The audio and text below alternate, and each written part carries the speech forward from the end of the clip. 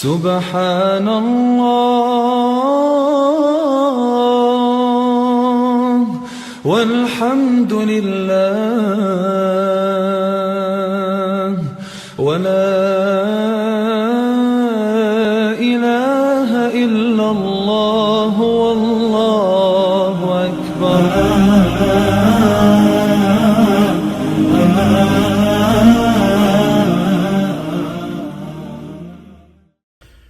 ولا حول ولا قوة إلا بالله العلي العظيم. أعوذ بالله من الشيطان الرجيم. بسم الله الرحمن الرحيم. الحمد لله الذي هدانا لهذا وما كنا لنهتدي لولا أن هدانا الله. لقد جاءت رسل ربنا بالحق والصلاة والسلام على رسول الثقلين محبوب رب المغربين والمشرقين جد الحسن والحسين بالقاسم محمد. اللهم صل على محمد وآل محمد وطيبين الطاهرين المعصومين ولعنة الله على أعدائهم أجمعين من الآن إلى قيام يوم الدين. أما بعد فقد قال الله سبحانه تبارك وتعالى في كتابه المجيد والفرقان الحميد. بسم الله الرحمن الرحيم. يا أيها الرسول بلغ وما أنزل إليك من ربك وإن لم تفعل فما بلغت رسالته واللہ یعصمک من الناس ان اللہ لا یہدی القوم الکافرین. صدق اللہ العلی العظیم وصدق اللہ العلی المرسلین والحمد للہ رب العالمین. سامعین کرام، السلام علیکم جمیعاً ورحمۃ اللہ وبرکاتہ. آپ سب کو عید سعید، عید غدیر کی مبارکباد دیتا ہوں، اور پروردگار عالم اس عید سعید کے صدقے میں آپ کی ہر مشکل کو آسان کرے، آپ کے ایمان کو سالم رکھے، اور آپ کو ہمیشہ ولائے آل محمد میں سرشار رکھے، کیونکہ یہی مال دنیا ہے اور یہی زاد آخرت ہے، جہاں کوئی چیز کام نہیں آئے گی، نہ دولت، نہ اقتدار، نہ عہدہ، نہ خاندان، نہ قبیلہ، نہ سردار، نہ دوست، نہ رشتہ دار، نہ اولاد، نہ ماں باپ، نہ بھائی بہن. وہاں صرف اور صرف ولایت آل محمد کام آئے گی. میرے عزیزو، یہ آج تیسرا پروگرام ہے ہمارا عید غدیر کے موضوع کے اوپر. بدھ کا دن ہے اور 19 ماہ ذی الحجہ. جس آیت کی تلاوت ہم نے دوشنبے کو کی تھی، سورہ مائدہ پارہ نمبر 6 آیت نمبر 67. اے پیغمبر، جو کچھ تیرے پروردگار کی طرف سے تجھ پر نازل ہوا ہے اسے کامل طور سے لوگوں تک پہنچا دو. اگر تم نے ایسا نہ کیا تو گویا تم نے اس کا کوئی کار رسالت انجام ہی نہیں دیا، اور خداوند تعالیٰ تمہیں لوگوں کے ان تمام خطرات سے جن کا احتمال ہے محفوظ رکھے گا. خداوند تعالیٰ ہر دھرم کفار کی ہدایت نہیں کرتا. یہ ایک ظاہری ترجمہ تھا، اور اس میں دو رائے نہیں ہے کہ ایمان سب لائے، ظاہری تائید سب نے کی، مبارکباد سب نے دی، جتنے حجاج تھے کوئی باقی نہیں بچا، نہ عورتوں میں نہ مردوں میں. لیکن کیا اپنے اس عہد و پیمان پر باقی رہے، قائم رہے؟ یہ آپ کے سامنے ہے. کتنے دن؟ 18 ذی الحجہ 10 ہجری.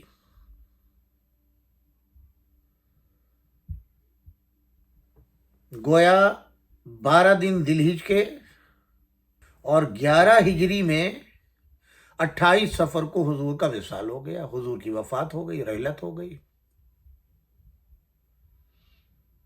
1 مہینہ 28 دن، یعنی پورا محرم کا مہینہ 28 دن سفر کے، اور 12 دن، تو گویا 2 مہینے 10 دن کے اندر اندر مسلمانوں کا مزاج اتنا بدلا، اور ایسا بدلا کہ اپنے نبی کریم صلی اللہ علیہ وآلہ وسلم کے جنازے کو بے گور و کفن چھوڑ دیا.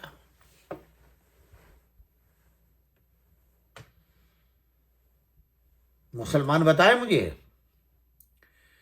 جہاں آج عشق رسول کے نعرے لگائے جا رہے ہوں، عاشقان رسول کے نام بانگ دہل بیان کیے جا رہے ہو، کون کس مرتبے کا صحابی ہے، کون کس درجے کا صحابی ہے، کون کس طریقے سے جان قربان کرنے کو تیار ہے، تیار تھا، وہ صرف 2 مہینے 10 دن کے اندر اندر ایسے بدلے، اور 2 مہینے 10 دن تو بہت ہے، یہ تو بعد وفات زندگی کے اندر، یعنی وہ جو ایام میں بیماری تھے، حضور کی طبیعت کی ناسازی کے تھے، اسی میں 2 گروپ سامنے آ گئے۔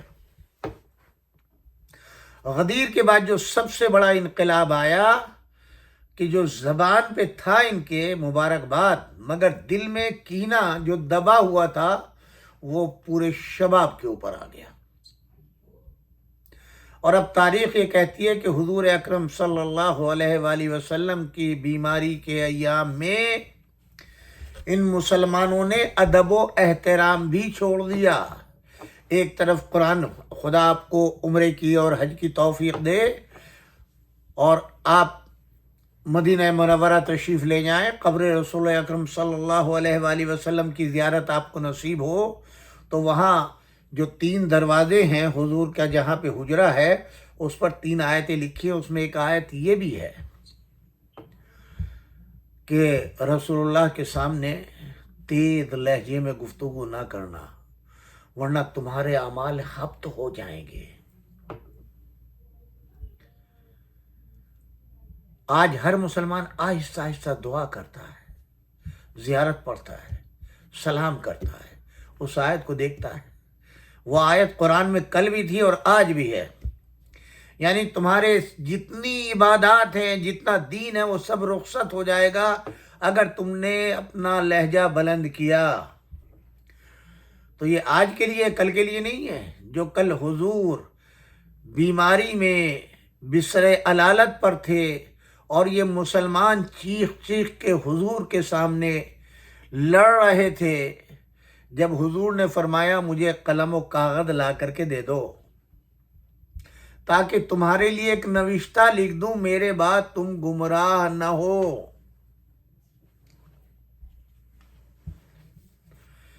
تو ان اصحاب نے کیا کہا؟ ہمیں قرآن کافی ہے،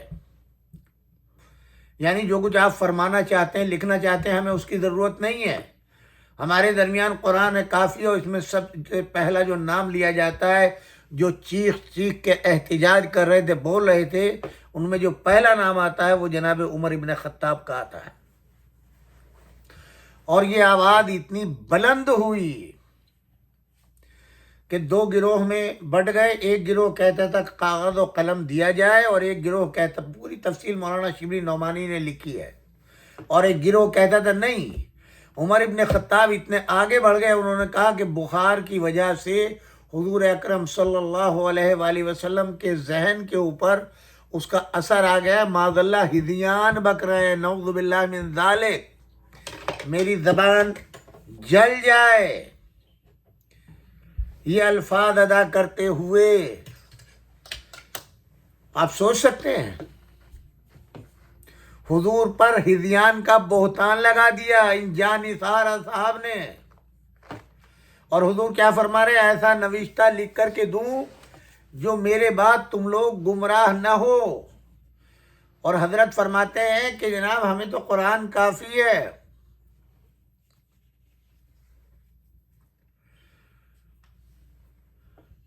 اگر بفرض محال کاغذ و قلم دے دیا جاتا تو کیا حضور کی تحریر کو یہ مان لیتے؟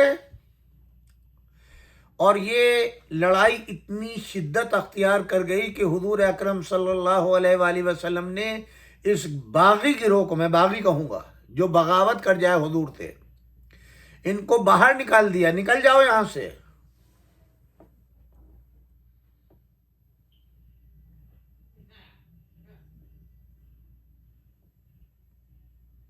ان کی بیٹی کے دل پر کیا گزری ہوگی، نواسوں کے دل پر کیا گزری ہوگی۔ بہرحال یہ آپ کا کام ہے سمجھنا اور دیکھنا، یہ ضروری ہے۔ غدیر کے بعد جو حالات پیدا ہوئے، ظاہر ہے کہ سب کے سب واپس آئے ہیں، اور آنے کے بعد میں پہلا سوال یہ، میں نے کل عرض کیا تھا کہ ہر کام جو ہے اس وقت، کاروباری زندگی جو ہے وہ پبلسٹی کے اوپر، جتنی زیادہ پبلسٹی ہوگی اتنا ہی زیادہ ہو۔ اللہ نے ایسا انتظام کر دیا غدیر کے اعلان کا کہ جب یہ حاجی جائے تو پہلا سوال ان سے یہ ہو کہ کہاں رہ گئے تھے۔ اب یہ تو اپنی ببتا سنائیں گے نا کہ ہمارے ساتھ کیا ہوا، کہاں رہ گئے، تو کیوں رہ گئے تھے۔ ہر جگہ کے اوپر پیغام غدیر اللہ نے پہنچوا دیا۔ جو حج میں نہیں آیا تھا ان کو بھی پیغام پہنچ گیا۔ ہر ملک میں، ہر شہر میں، ہر قریے کے اندر، قرب و جوار میں، دور دراز جہاں جہاں سے حاجی آئے تھے سب نے یہ پیغام پہنچا دیا کہ علی کو اپنا نائب، اپنا خلیفہ، اپنا مولا بنا دیا ہے۔ رسول اللہ صلی اللہ علیہ وآلہ وسلم نے بھائی اس لیے دیر ہوئی۔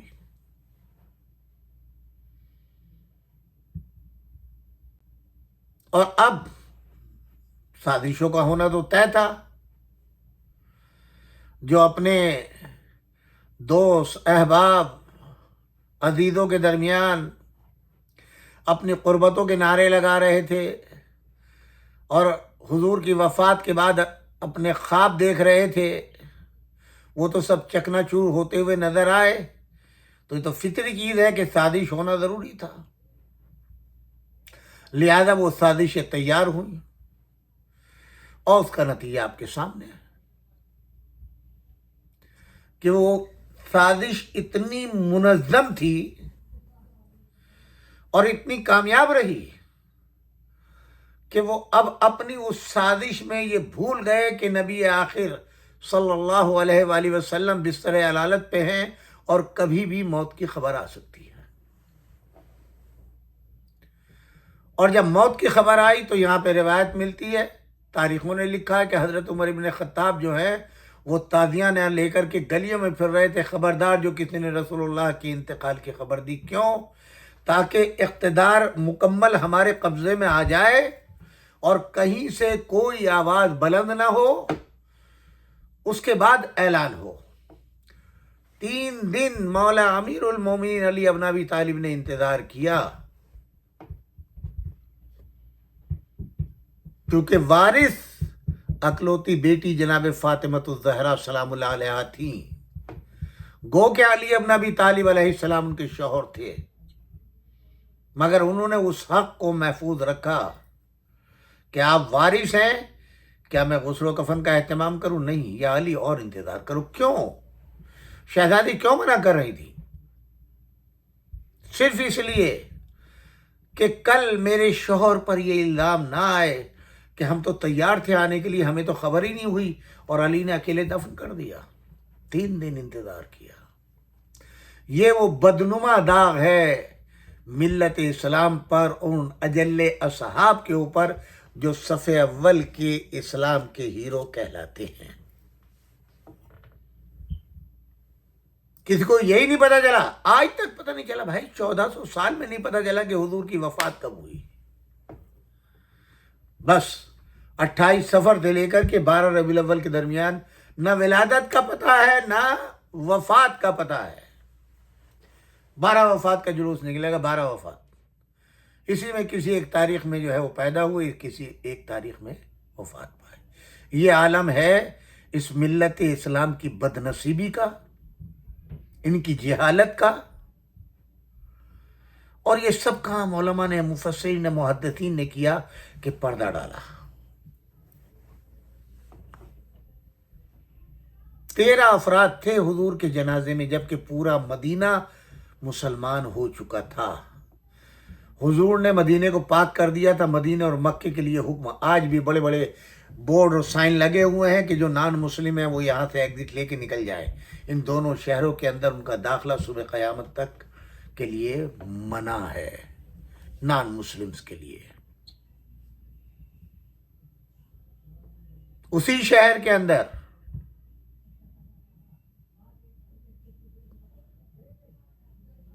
تین دن جنازہ رکھا رہا حضور کا، اور جب جنازہ اٹھا تو صرف 13 مسلمانوں کی تعداد تاریخ بتاتی ہے۔ اس کے بعد بھی کوئی روایت نہیں کہ کوئی تعزیت کے لیے شہزادی کے گھر پہ آیا ہو، کوئی शहजादी के सर पे दस्त शफकत रखने आया हो, कोई नहीं। बहरहाल मौजू कहीं से कहीं पहुंच गया। सिर्फ ज़रूरी था बताना आपको कि इस गदीर का जो मनफी पहलू था उस साइड से, जहां इन सब ने अपनी अहद को तोड़ा, अहद शिकनी की और इस मंजिल तक पहुंचे कि हुजूर के जनाजे तक को छोड़ दिया।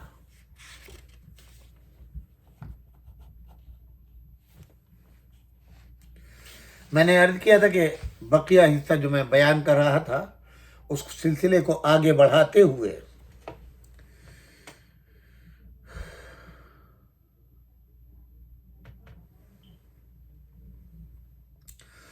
मुसलमान इरादा कर रहे थे कि अपने छोटे छोटे खेमों में जाकर पनाह लें जो उन्होंने अपने साथ उठा रखे थे, लेकिन रसूलुल्लाह सल्लल्लाहु अलैहि वसल्लम ने उन्हें आगाह किया कि वो सब के सब खुदावंद ताला का एक नया पैगाम सुनने के लिए तैयार हो जाएं, जिसे एक मुफस्सल खुतबे के साथ बयान किया जाएगा। जो लोग रसूलुल्लाह से दूर थे वो पैगंबर का मलकुती चेहरा इस अजीम इज्तिमा में दूर से नहीं देख पा रहे थे, लिहाजा ऊँटों के पलानों का मिंबर बनाया गया। पैगंबर उसके ऊपर तशरीफ ले गए, पहले परवरदिगार आलम की हम्दो सना बजा लाए और खुदा पर भरोसा करते हुए यूँ खिताब फरमाया, मैं अनकरीब खुदावंद ताला की दावत पर लब्बैक कहते हुए तुम्हारे दरमियान से जा रहा हूँ। मैं भी जवाबदेह हूँ और तुम भी जवाबदेह हो। तुम मेरे बारे में क्या गवाही दोगे? लोगों ने बुलंद आवाज़ में कहा, नशहदु अन्नका क़द बलगता व नसाहता व जहदता फजज़ाकल्लाहु खैरा, यानी हम गवाही देंगे कि आपने फरीज़ा रिसालत अंजाम दिया और खैर खाही की जिम्मेदारी को अंजाम दिया और हमारी हिदायत की राह में सही और कोशिश की। खुदा आपको जज़ाए खैर दे। इसके बाद आपने फरमाया, क्या तुम लोग खुदा की वहदानियत, मेरी रिसालत और रोज़े क़यामत की हक़ानियत और उस दिन मुर्दों के कब्रों से मबूस होने की गवाही नहीं देते? सब ने कहा, क्यों नहीं, हम सब गवाही देते हैं। आपने फरमाया, खुदावंदा गवाह रहना। आपने मजीद फरमाया, लोगों क्या तुम मेरी आवाज़ सुन रहे हो? उन्होंने कहा, जी हाँ। इसके बाद सारे बयाबान पर सुकूत का आलम तारी हो गया, सिवाय हवा की सनसनाहट के कोई चीज़ सुनाई नहीं देती थी। पैगंबर ने फरमाया, देखो मैं तुम्हारे दरमियान दो गरा माया और गरा कद्र चीज़ें बतौर यादगार के छोड़े जा रहा हूँ, तुम उनके साथ क्या सलूक करोगे?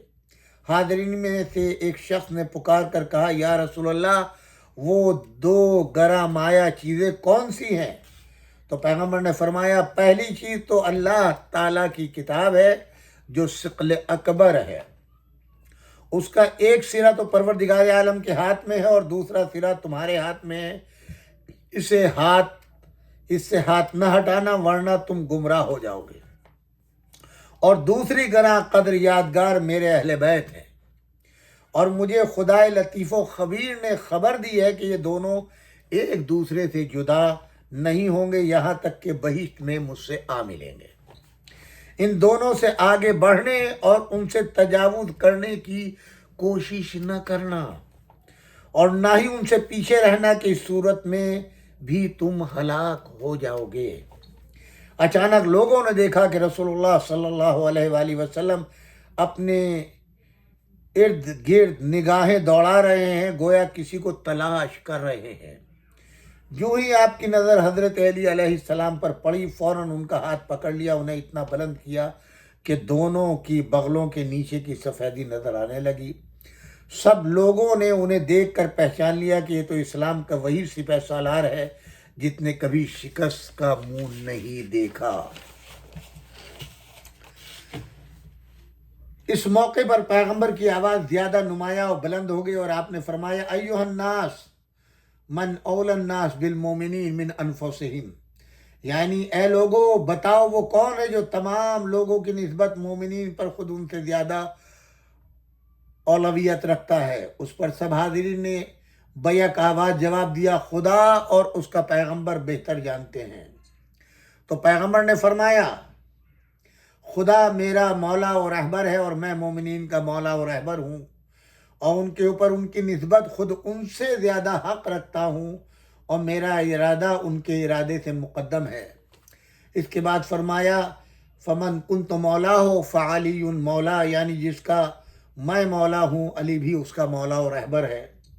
پیغمبر اکرم صلی اللہ علیہ وآلہ وسلم نے جملے کی 3 مرتبہ تکرار کی، اور بعض راویوں کے قول کے مطابق پیغمبر نے یہ جملہ 4 مرتبہ دہرایا، اور اس کے بعد آسمان کی طرف سر بلند کر کے بارگاہ خداوندی میں عرض کی اللہم وال من والاہ وعاد من عاداہ وحب من احبہ وابغض من ابغضہ وانصر من نصرہ واخذل من خذلہ وادر الحق ما حیث الدار۔ یعنی بار الہ جو اس کو یعنی علی ابن ابی طالب کو دوست رکھے تو اس کو دوست رکھنا، اور جو اس سے دشمنی کرے تو اس سے دشمنی رکھ، جو اس سے محبت کرے تو اس سے محبت کر، جو اس سے بغض رکھے تو اس سے بغض رکھ، جو اس کی مدد کرے تو اس کی مدد کر، جو اس کی مدد سے کنارہ کشی کرے تو اسے اپنی مدد سے محروم رکھ، اور حق کو ادھر پھیر دے جدھر وہ رخ کرے، یعنی علی ابن ابی طالب جدھر رخ کریں حق کو بھی علی ابن ابی طالب کی طرف پھیر دے۔ اس کے بعد فرمایا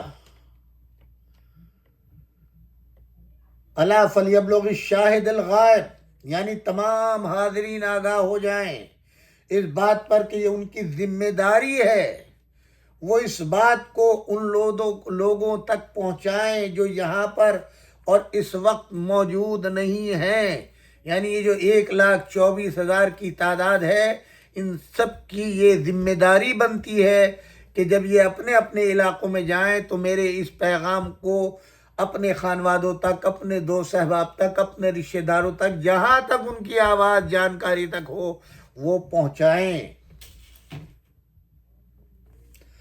پیغمبر کا خطبہ تمام ہو گیا۔ پیغمبر صلی اللہ علیہ وآلہ وسلم پسینے میں شرابور تھے، حضرت علی علیہ السلام بھی پسینے میں نہائے ہوئے تھے، دوسرے تمام حاضرین کے بھی سر سے پاؤں تک پسینہ بہہ رہا تھا۔ ابھی اس جمعیت کی صفیں ایک دوسرے سے جدا نہیں ہوئی تھیں کہ جبرائیل امین وحی لے کر نازل ہوئے اور تکمیل دین کی پیغمبر کو ان الفاظ میں بشارت دی الیوم اکملت لکم دینکم واتممت علیکم نعمتی ورضیت لکم الاسلام دینا، آج کے دن میں نے تمہارے لیے دین اور آئین کو کامل کر دیا اور اپنی نعمت کو تم پر تمام کر دیا۔ اتمام نعمت کا پیغام سن کر پیغمبر اکرم صلی اللہ علیہ وآلہ وسلم نے فرمایا اللہ اکبر اللہ اکبر علی اکمال الدین و اتمام النعمہ و رضی الرب رسالتی والولایت لعلی من بعدی، ہر طرح کی بزرگ و بڑائی خدائی کے لیے ہے جس نے اپنے دین کو کامل فرمایا اور اپنی نعمت کو ہم پر تمام کیا، اور میری نبوت و رسالت اور میرے بعد علی ابن ابی طالب کی ولایت کے لیے خوش ہوا۔ امیر المومنین علی ابن ابی طالب علیہ السلام کی ولایت کا پیغام پیغمبر کی زبان مبارک سے اعلان سن کر حاضرین میں مبارکباد کا شور برپا ہوا۔ لوگ بڑھ چڑھ کر اس اعزاز و منصب پر حضرت علی کو اپنی طرف سے مبارکباد پیش کر رہے تھے۔ معروف شخصیتوں میں سے حضرت ابو بکر، حضرت عمر کی طرف سے مبارکباد کے یہ الفاظ تاریخ کے اوراق میں محفوظ ہیں۔ انہوں نے کہا بخن بخن لک یا ابن ابی طالب اصبحت وامسیت مولائی و مولا کل مومن و مومنۃ، مبارک ہو اے فرزند ابو طالب کہ آپ میرے اور تمام صاحبان ایمان مرد اور عورتوں کے مولا اور رہبر ہو گئے۔ اس وقت ابن عباس نے کہا بخدا یہ عہد و پیمان سب کی گردنوں میں باقی رہے گا۔ اس وقت عرب کے مشہور شاعر مداح رسول حسان ابن ثابت نے پیغمبر سے اجازت لے کر اس موقع کی مناسبت سے ایک قصیدہ پڑھا جس کے چند اشعار کل بھی میں نے تھوڑا سا ذکر کیا تھا۔ ینادیہم یوم الغدیر نبیہم بخم واسما برسول منادیا فقال فمن مولاکم و نبیکم فقالوا ولم یبدو ہناک الطعامیہ الہ کا مولانا وانتا نبینا ولم تلق منافی الولایت عاصیا فقال له قم یا علی فإننی رضیتک من بعدی اماما وحادیا فمن کنت مولاہ فہذا ولیہ فکونوا له اتباعہ صدق موالیا ہناک دعا اللہم ولیہ وکن للذی عادا علیا معادیا، یعنی پیغمبر نے غدیر کے دن خم کے مقام پر انہیں ندا دی اور پکارا۔ یہ پکارنے والا کس قدر گرامی قدر تھا۔ فرمایا تمہارا مولا اور تمہارا نبی کون ہے؟ تو انہوں نے بلا تردد صراحت کے ساتھ جواب دیا کہ آپ کا خدا ہمارا مولا اور آپ ہمارے پیغمبر ہیں، اور ہم آپ کی ولایت کے قبول کرنے سے روح گردانی نہیں کریں گے۔ اس پر پیغمبر اکرم نے حضرت علی سے کہا کھڑے ہو جاؤ، کیونکہ میں نے تمہیں اپنے بعد کے لیے امام اور رہبر منتخب کیا ہے۔ اس کے بعد فرمایا جس شخص کا میں مولا اور رہبر ہوں، یہ علی اس کے مولا اور رہبر ہیں، بس تم سچے دل سے ان کی پیروی کرنا۔ اس وقت پیغمبر نے عرض کیا بار الہ، اس کے دوست کو دوست اور اس کے دشمن کو دشمن رکھنا۔ یہ اشعار اہل سنت کے بہت سے علماء نے نقل کیے ہیں، ان میں حافظ ابو نعیم اصفہانی، حافظ ابو سعید سجستانی، خوارزم مالکی، حافظ ابو عبداللہ مرزبانی، گنجی شافی، جلال الدین سیوطی، سبت ابن جوزی اور صدر الدین حموی کے نام جو ہیں وہ لیے جا سکتے ہیں۔ یہ تھا مشہور حدیث غدیر کا خلاصہ جو اہل سنت اور شیعہ کتابوں میں موجود ہے۔ سامعین کرام، یہ جو چیزیں میں نے آپ کی خدمت میں پیش کی ہیں، اب اس کے بعد ظاہر ہے کہ آپ کو ایک تفصیل ملے گی، اور پھر لفظ مولا کے اوپر ایک بحث شروع ہو گئی۔ مولا کے معنی دوست کے ہے، اور یہ ہے وہ آج تک جو ہے وہ تردیدیں جو ہے وہ ہوتی چلی جا رہی ہیں۔ اس میں شک نہیں، اگر یہ آیت خلافت علی کے علاوہ کسی دوسرے موضوع سے متعلق ہوتی تو جیسا کہ ہم نے ابھی بیان کیا آپ کی خدمت میں، ان روایات اور خدایت میں موجود قرائن سے کم مقدار پر بھی قناعت کر لی جاتی، جیسا کہ دنیا اسلام کے بڑے بڑے مفسرین نے قرآن کریم کی باقی تمام آیات کی تعبیریں بعض اوقات زیر نظر آیت کے موجود مدارک کے 10ویں حصے بلکہ اس سے بھی کم تر پر قناعت کر لی ہے، لیکن افسوس کے ساتھ کہنا پڑتا ہے اس مقام پر تعصب کے پردے بہت سے حقائق کو قبول کرنے میں رکاوٹ بن گئے۔ جن لوگوں نے اس آیت کی تفسیر اور متعدد روایات کے متعلق جو اس آیت کی شان نزول کے بارے میں بیان ہوئی ہے اختلاف کیا اور حد تواتر سے بڑھی ہوئی ان روایات کے مقابلے میں علم مخالفت بلند کیا، جو دراصل واقع غدیر کے متعلق کے دو قسم کے لوگ ہیں۔ پہلی قسم ان لوگوں کی ہے جو شروع ہی سے نہ صرف علی سے دشمنی ہٹ دھرمی سے اس پر بحث کرتے ہیں، بلکہ انہوں نے شیعوں کو ہتک و توہین، بدگوئی اور دشنام ترازی کا راستہ اختیار کیا۔ شیعوں کو کافر کہنا، رافضی کہنا، نہ معلوم کیا کیا انہوں نے قصے اور کہانیاں بیان کرتے ہیں جس کے نہ کوئی سر ہے نہ کوئی پیر ہے۔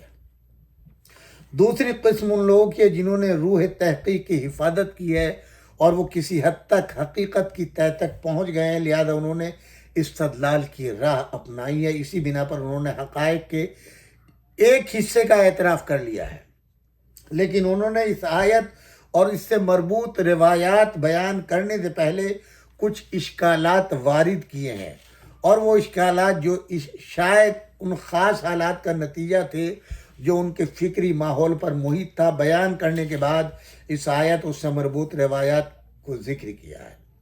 پہلے گروہ کا واضح نمونہ ابن تیمیہ ہے۔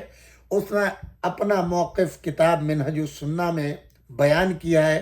اس میں اس کی حالت بالکل اس شخص کی ہے جو روز روشن میں اپنی آنکھیں، یعنی سورج نکلا ہوا ہے اور اپنی آنکھیں بند کر کے وہ یہ کہے کہ سورج نہیں نکلا، اور اپنی انگلیاں زور سے کانوں میں ٹھونس لے اور چلانا شروع کر دے کہ سورج کہاں ہے، تو وہ اپنی آنکھوں کو کھولنے کے لیے تیار ہوتا ہے کہ کچھ حقائق دیکھ لے، نہ کانوں سے انگلیاں نکالنے پر آمادہ ہوتا ہے اور نہ آنکھیں کھولنے کا۔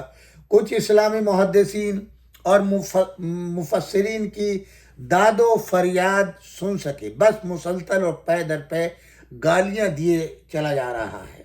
یہی ابن تیمیہ وہ ہے جو اصل تھم ہے وہابیزم کا.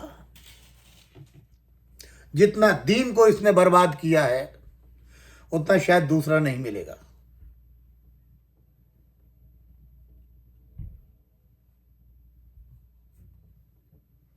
اور یہ حتق و حرمت پر کمر بستہ ہے. ایسے افراد جہالت، بے خبری، ہٹ دھرمی اور خشونت آمیز تعصب کے ہاتھوں اتنے مجبور ہیں کہ ایسے واضح اور بدیہی مسائل کا بھی انکار کر دیتے ہیں جن کا ہر آدمی آسانی کے ساتھ ادراک کر سکتا ہے. لہذا ایسے شخص کی باتیں نقل کرنے کی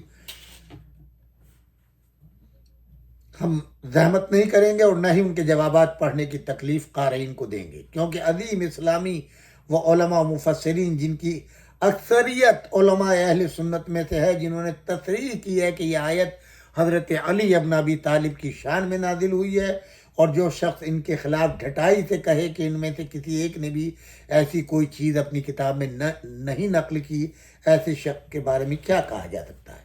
اور ایسے آدمی کی بات کا وزن کون رکھ سکتا ہے جس پر ہم بحث کریں؟ قابل توجہ بات یہ ہے کہ ابن تیمیہ نے ان بہت سی معتبر کتابوں کے مقابلے میں کہ جن میں اس آیت کے حضرت علی کی شان میں نازل ہونے کو صراحت کے ساتھ بیان کیا گیا ہے، اپنی برات کے لیے اس مدحگہ خیز جملے پر اکتفا کیا. ان علماء میں سے جو یہ جانتے ہیں کہ وہ کیا کہہ رہے ہیں، کوئی بھی اس آیت کو حضرت علی علیہ السلام کی شان میں نازل ہونا نہیں جانتا. گویا صرف وہ علماء جو ابن تیمیہ کے اناد آلود ہٹ دھرمی کے افراد زدہ میلانات کے ساتھ ہم آواز ہیں، صرف وہی سمجھتے ہیں کہ کیا کہہ رہے ہیں. ورنہ جو شخص اس کا ہم آواز نہیں ہے وہ ایسا دانش مند ہے کہ جسے یہ پتہ ہی نہیں کہ وہ کیا کہہ رہا ہے. یہ ایسے شخص کی منطق ہے جس کی فکر پر خود خواہی اور ہٹ دھرمی سایہ فگن ہے. اس گروہ کو یہیں پر ذکر کو جو ہے وہ چھوڑ دیا جائے. ایسے ملائین جو ہیں انشاءاللہ دنیا میں بھی ذلیل و خوار ہیں، یہاں بھی لعنت کے مستحق ہیں، اور قبر میں تو ان کے عذاب نازل ہو ہی رہا ہے.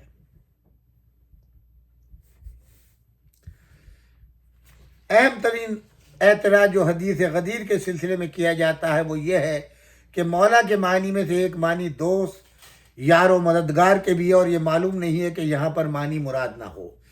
اس بات کا کوئی جواب مشکل اور پیچیدہ نہیں، کیونکہ ہر غیر جانبدار دیکھنے والا شخص جانتا ہے کہ علی کی دوستی کے ذکر اور یاد دہانی کے لیے ان مقدمات و تشکیلات اور خشک جلا دینے والے بیانات کے واسطے میں خطبہ پڑھنے اور لوگوں کو وہاں ٹھہرانے، ان سے پے در پہ اقرار لینے اور اعتراف کرانے کی ضرورت نہیں تھی، کیونکہ مسلمانوں کا ایک دوسرے سے دوستی رکھنا مسائل اسلامی میں سے ایک بدیہی ترین مسئلہ تھا جو آغاز اسلام ہی سے موجود تھا.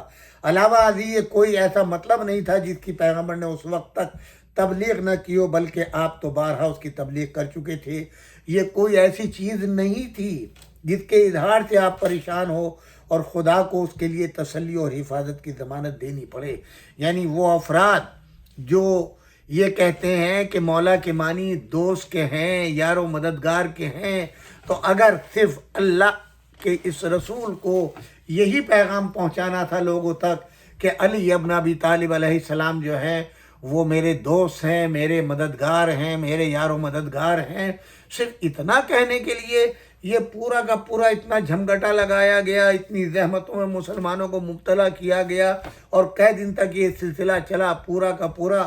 خیال فرمایا آپ نے، تو اس سب کے لیے صرف یہ کیا، اور صرف اتنا پیغام دینے کے لیے کہ علی میرا بھائی ہے، میرا دوست ہے، میرا یاد و مددگار ہے، صرف اتنا کہنے کے لیے اللہ نے اتنی بڑی سخت تاکید لگا دی ہے کہ اگر آپ نے یہ کام نہیں کیا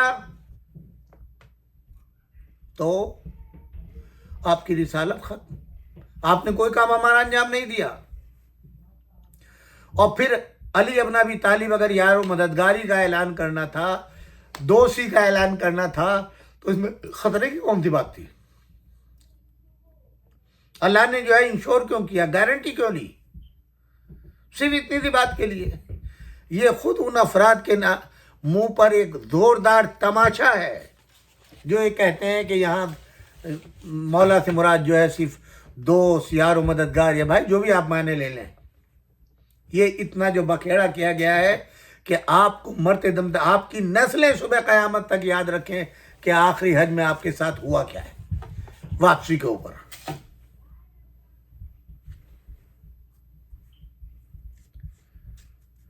علامہ ازیں اگر اس سے ایک عام اور سادہ دوستی کا بیان کرنا ہی منظور ہوتا تو پیغمبر پہلے یہ اقرار لوگوں سے کیوں لیتے، الست اولى بکم من انفسکم، یعنی کیا میں تمہاری نسبت تمہارے نفوس پر خود تم سے زیادہ حقدار اور صاحب اختیار نہیں ہوں؟ کیا یہ جملہ ایک عام دوستی کے بیان کے ساتھ کسی قسم کی مناسبت رکھتا ہے؟ ایک عام دوستی تو یہ مقام نہیں رکھتی تھی کہ لوگ یہاں تک کہ حضرت عمر جیسی شخصیت بھی حضرت علی کو اس طرح سے مبارکباد دے اور تہنیت پیش کرے، اثبات مولائی و مولا کل مومنین و مومنات، اے علی آپ میرے اور ہر مومن اور ہر مومنہ عورت کے مولا ہو گئے، اور اسے ایک نیا منصب اور اعزاز شمار کریں۔ اس واقعے کے اس حصے کو جو حدیث تہنیت کے نام سے مشہور ہے، اہل سنت کے بہت عظیم علماء و مفسرین اور علماء حدیث تاریخ نے متعدد طریقوں سے بہت سے صحابہ سے نقل کیا، مثلا ابن عباس، ابو ہریرہ، برا ابن عازب، زید ابن ارقم، اور مرحوم علامہ امینی نے الغدیر کی پہلی جلد میں اس حدیث کو اہل سنت کے 60 علماء کے حوالے سے نقل کیا ہے۔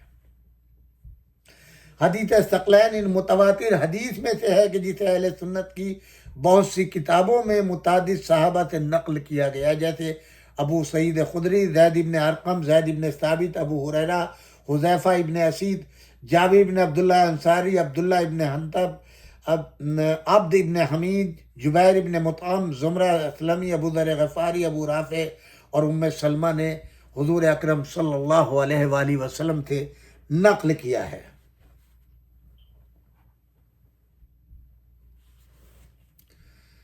پھر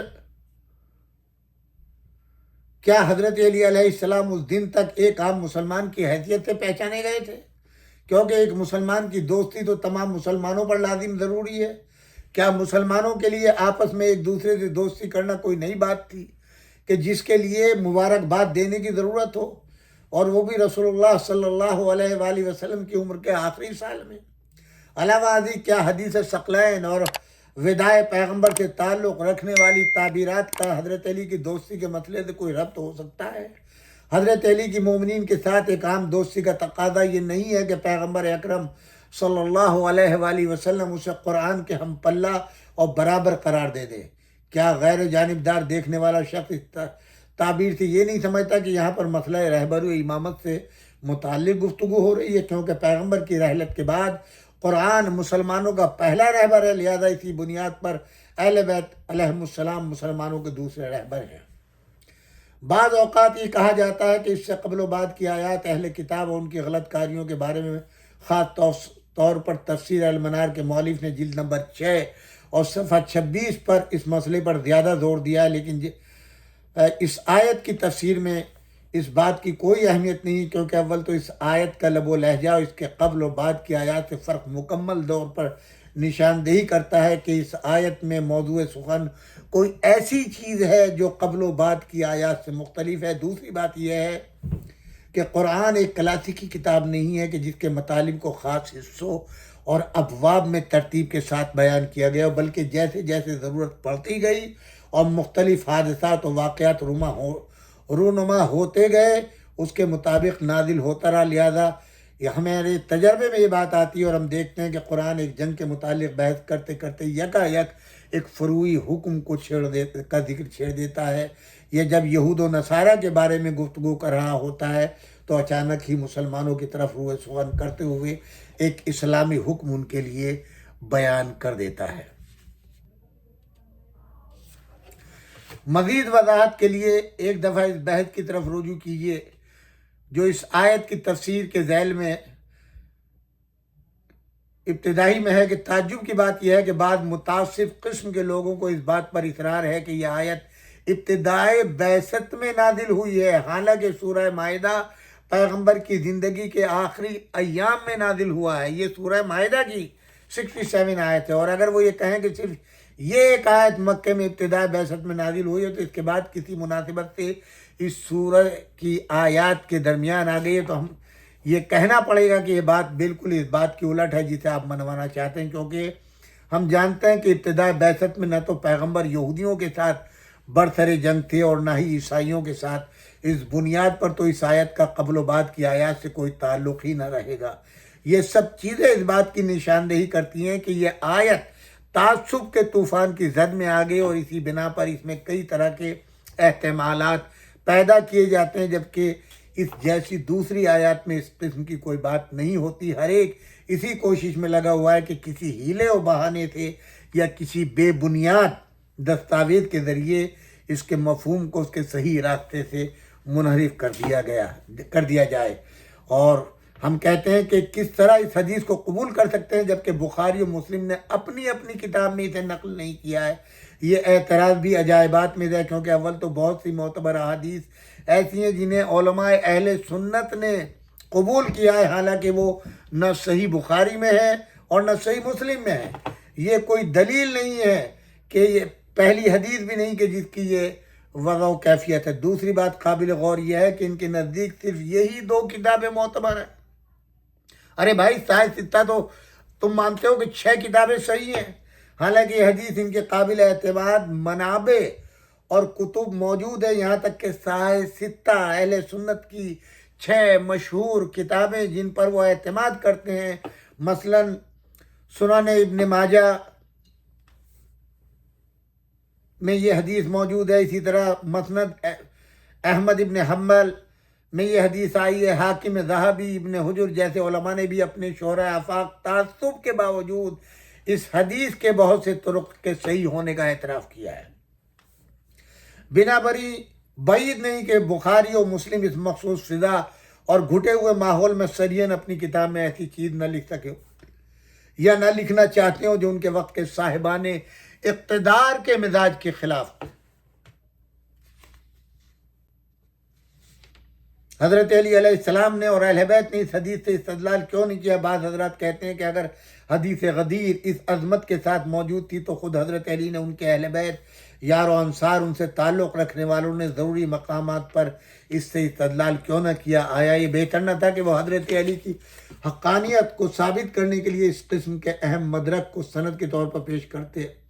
یہ اعتراض بھی اسلامی کتابوں سے خواہ وہ حدیث سے متعلق ہوں یا تاریخ و تفسیر سے عدم واقفیت کا نتیجہ ہے، کیونکہ اہل سنت کے علماء کی کتابوں میں ایسے بہت سے مواقع کا ذکر کیا گیا ہے جہاں پر خود حضرت علی علیہ السلام نے یا ائمہ اہل بیت نے یا اس مسلک سے تعلق رکھنے والوں نے حدیث غدیر سے استدلال کیا ہے۔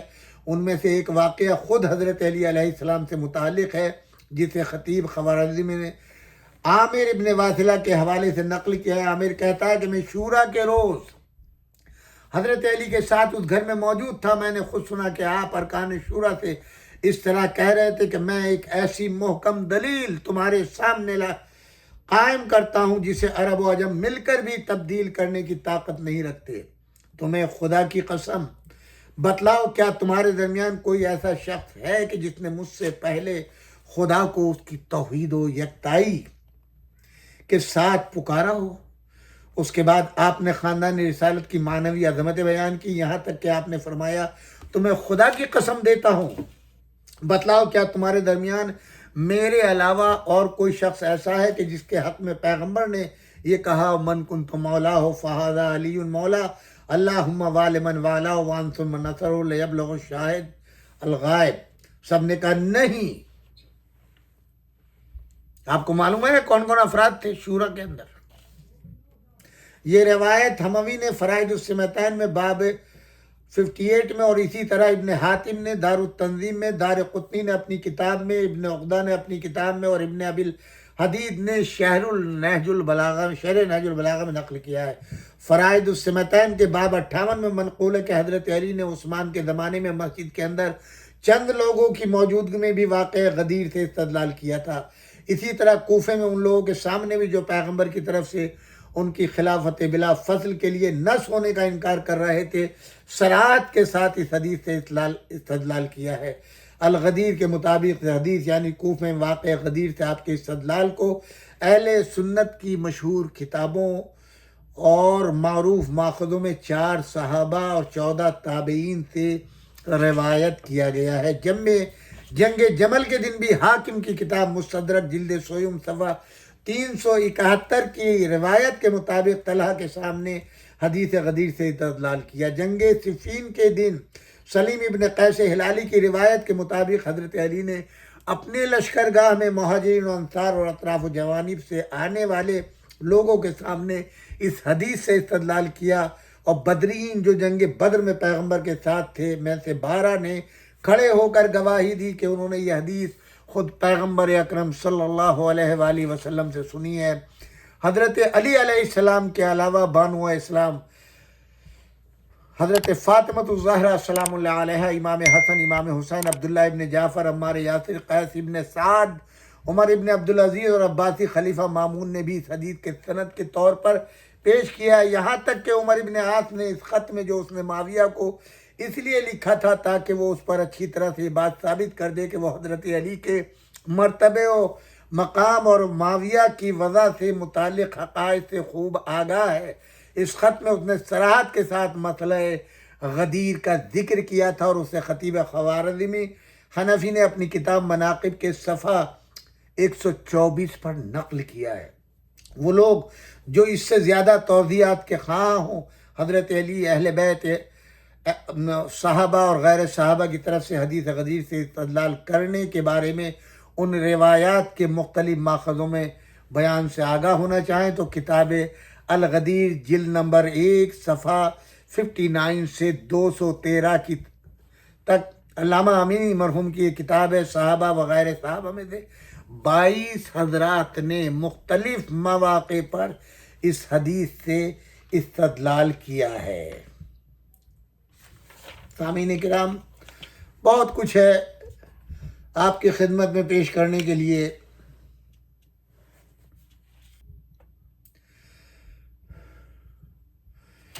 ان تمام حقائق کو بیان کرنے کے بعد آج اس سلسلے کو یہیں پر ختم کرتے ہیں۔ انشاءاللہ کل ہمارا 4تھا دن ہوگا، اور اس میں کچھ غدیر کا ذکر اور کچھ مباہلے کا، یہ دونوں مشترک کر کے کل ہمارا 4تھا پروگرام ہوگا، جس کو ہم آپ کی خدمت میں پیش کرنے کا شرف حاصل کریں گے۔ آپ سے گزارش ہے کہ ہمارے اس چینل کو سبسکرائب کریں اور اپنے مفید مشوروں سے نوازیں، تائید فرمائیں۔ آپ کی تائید کرنے سے ہماری ہمت میں اضافہ ہوتا ہے، اور ہمارا یہ 4 روزہ پروگرام جو ہے اختتام پذیر ہوگا محرم کے چاند رات پر، اور اس کے بعد انشاءاللہ یہ سلسلہ مجالس کی مصروفیت کی وجہ سے 2 مہینے 8 دن چونکہ ہم لوگوں کا سلسلہ عزاداری رہتا ہے، اس بنا پر یہ عزاداری کے متعلق مختلف دنوں کے اندر ہم کچھ چیزیں آپ کی خدمت میں ضرور بیان کریں گے، اور آئندہ ہفتے جیسا کہ میں نے عرض کیا استقبال عزاداری سے متعلق بہت سی چیزیں آپ کے لیے، چونکہ اصلاح معاشرہ ہمارا جو ہے یہ پیغام ہے، اور یہ پروگرام جو ہے اصلاح معاشرہ کے تحت آتا ہے، تو ہم آپ کی خدمت میں کچھ گزارشات پیش کریں گے، اور اس میں بھی آپ کے لیے ضرور یہ جتنا زیادہ سے زیادہ جس عنوان سے ہو غدیر کا ذکر کریں۔ کوئی ڈرنے کی، خوف زدہ ہونے کی ضرورت نہیں ہے، کیونکہ ہمارا ایمان یہ ہے کہ اگر رسول اللہ صلی اللہ علیہ وآلہ وسلم کی رسالت پر آنچ آ سکتی ہے، اگر اعلان ولایت علی ابن ابی طالب نہ ہو تو ہمارا اسلام بھی رخصت ہو جائے گا اگر ہم علی ابن ابی طالب کی ولایت کا کلمہ نہ پڑھیں۔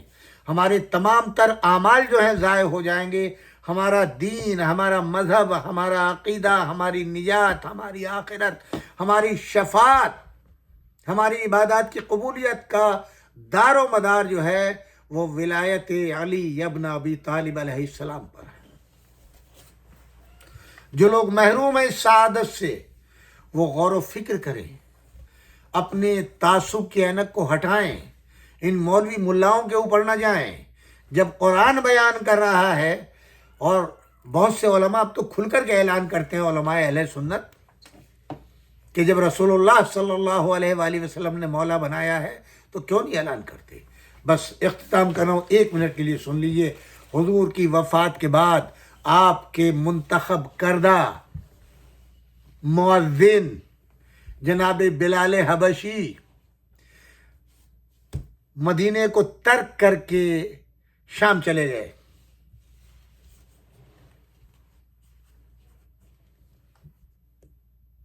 مسلمانوں نے یاد آئی، اصرار کیا خلافت علماء کے بلال کو بلایا جائے، اذان دلوایا جائے، بڑی یاد آ رہی ہے. خلافت کی طرف سے باقاعدہ سرکاری طور کے اوپر خط بھیجا گیا، جناب بلال نے انکار کر دیا. اور ایک روز ایسا ہوتا ہے کہ دونوں شہزادے کریمین شریفین امام حسن و امام حسین علیہ السلام مادر گرامی سے اصرار کرتے ہیں کہ آج تو چچا بلال کی یاد آ رہی ہے. ادھر رسول اللہ صلی اللہ علیہ وآلہ وسلم خواب میں جناب بلال کے آ جاتے ہیں. بلال تم اتنا غمزدہ ہو گئے کہ مدینے کو چھوڑ دیا، ہماری یاد نہیں آتی؟ کیا اپنے بچوں کو بھی بھلا دیا؟ یعنی امام حسن و امام حسین کو. آج بچے یاد کر رہے ہیں تم کو. بھائی یہ سننا تھا. خواب سے اٹھے، نماز پڑھی اور بلال نے سفر شروع کر دیا. بلال جس وقت مدینے میں پہنچے کوہرام برپا ہو گیا. مؤذن رسول اللہ آ گیا، مؤذن رسول اللہ آ گیا. اور جب پہنچے تو سب نے خواہش کی کہ بلال اذان دے، نماز کا وقت آ گیا. جناب بلال نے منع کر دیا کہ میں نے قسم کھائی ہے، میں رسول اللہ کی وفات کے بعد میں نے قسم کھا لی اب زندگی میں کبھی میں اس عہدے پر نہیں آؤں گا اور اس صورت سے اذان نہیں دوں گا. یہاں تک کہ نماز کا وقت آیا اور اذان ہوئی. اب جب اذان ہوئی تو حیران رہ گئے بلال. اب بلال مسجد میں کہتے ہیں خدا کی قسم اب مجھ پر واجب ہو گیا اذان کا دینا. کیوں؟ یہاں تاریخ کہتی ہے کہ جناب بلال نے دوبارہ اذان دی اور مسلمانوں کو گواہ بنایا. 4 مرتبہ اللہ اکبر کہہ کے مسلمانوں سے کہا کیا یہ وہی 4 مرتبہ اللہ اکبر ہے جو حضور کے زمانے میں اذان دی تھی؟ سب نے کہا کہ بے شک وہی اذان. 2 مرتبہ اشہد ان لا الہ الا اللہ کہا، پھر گواہی لی. 2 مرتبہ اشہد ان محمد رسول اللہ کہا، پھر گواہی لی. 2 مرتبہ اشہد ان امیر المومنین علی ولی اللہ کہا، پھر گواہی لی. 2 مرتبہ حی علی الصلاۃ کہا، پھر گواہی لی. 2 مرتبہ حی علی الفلاح کہا، پھر گواہی لی. 2 مرتبہ حی علی خیر العمل کہا، پھر گواہی لی. پھر 2 مرتبہ اللہ اکبر کہا، پھر گواہی لی. 2 مرتبہ لا الہ الا اللہ کہا. یہ ہے تاریخ. جب بلال نے یہ دیکھا کہ علی ولی اللہ بھی اذان سے نکال دیا گیا، حی علی خیر العمل بھی نکال دیا گیا، تو بلال نے اپنے لیے واجب جانا کہ میں ابھی زندہ ہوں اور مدینے میں اصحاب زندہ ہیں. اقرار کرایا کیا یہ وہی اذان ہے جو میں نے رسول اللہ صلی اللہ علیہ وآلہ وسلم کی حیات طیبہ میں دی تھی، جس میں علی ولی اللہ اشہد ان امیر المومنین علی ولی اللہ بھی تھا اور حی علی خیر العمل بھی تھا. یہ اس بات کا ثبوت ہے کہ علی ابن ابی طالب علیہ السلام کی دشمنی میں اس امت نے اور رسول اللہ کے خاص اصحاب نے خطرے کی وجہ سے اپنی خلافت کو ڈوبتے ہوئے دیکھتے ہوئے ان دونوں جملوں کو نکال دیا اذان سے.